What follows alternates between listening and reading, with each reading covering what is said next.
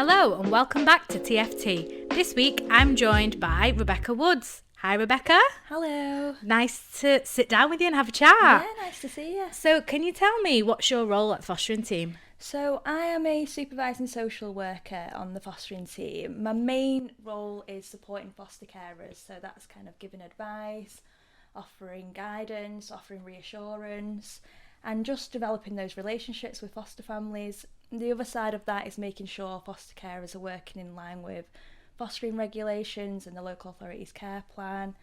I also deliver training, I complete assessments on people that want to become foster carers, and I just work with a range of professionals, just making sure that we get the best outcomes for children in care. Brilliant. So what motivated you to become a social worker?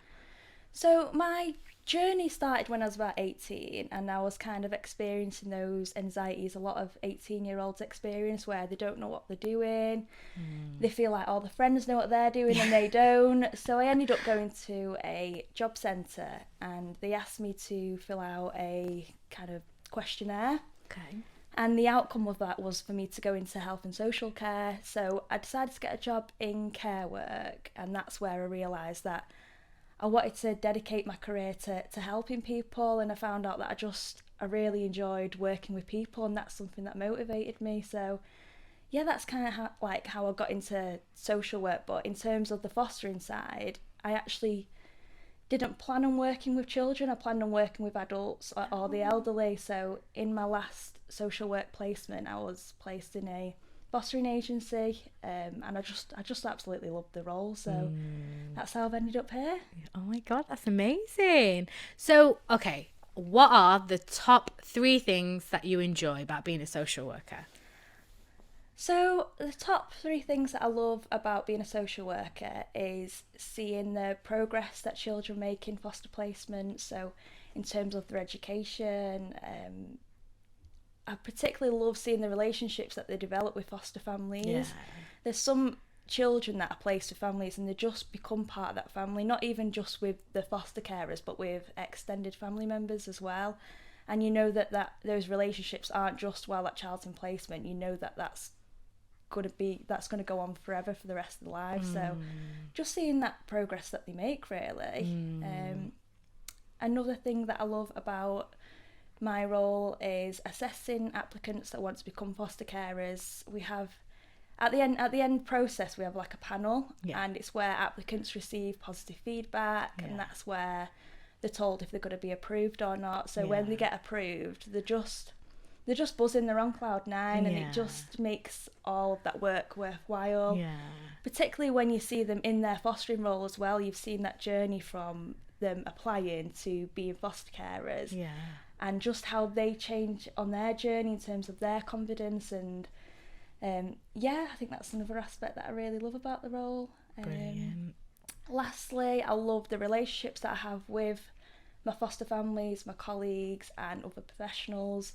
In this role, you are faced with really serious situations and really difficult aspects of the role, and I think to be able to have fun and have a laugh along the way is really important. So I feel like I have that, and there's not a day that I don't laugh. So it's funny, isn't it? It's really nice how we've all just become like one big family. And you spend time in the office, don't you? And you see we do have a laugh, and it's like we've known each other for ages. And even the carers, when they come in, it's just fun to have that chat and exactly things. So there are really fun aspects of the role. But there definitely are some challenging things. So give me your top 3 challenging aspects of your job.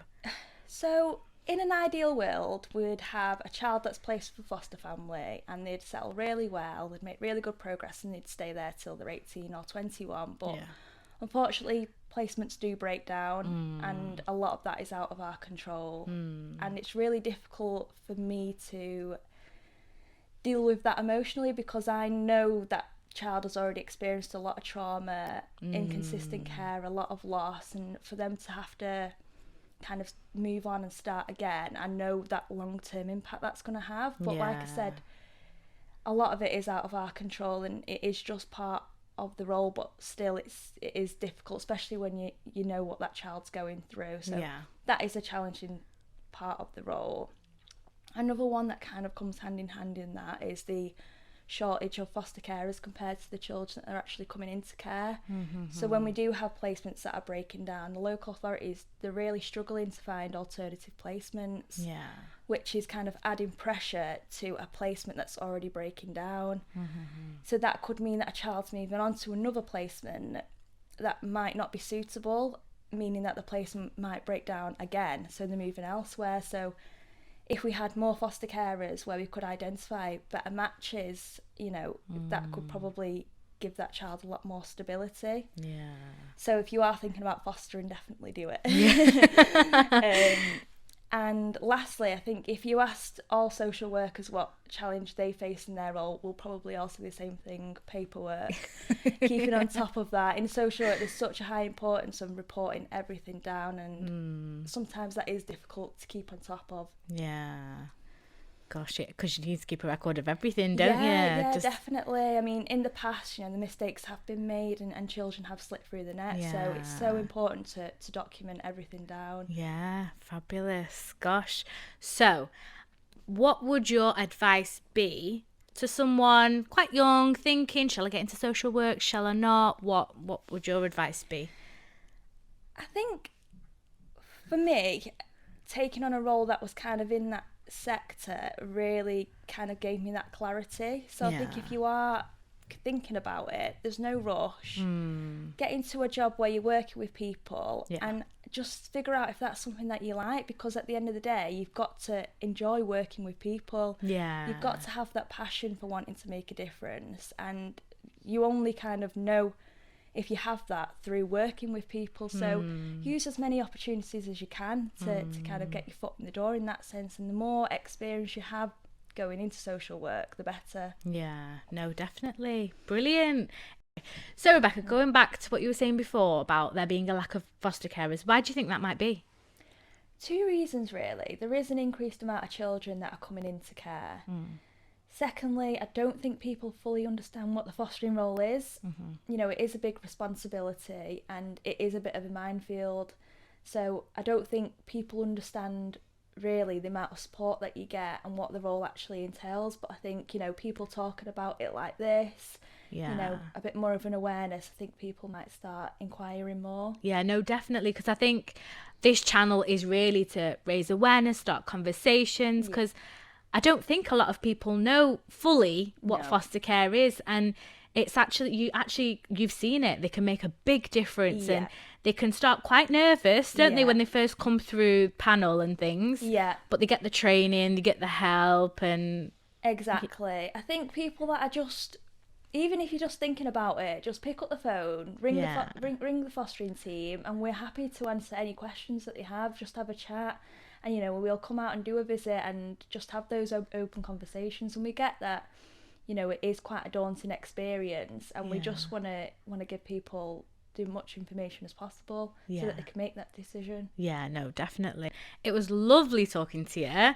And we'll definitely have you back because I've had a right laugh today. So, thank you. Brilliant, thank you.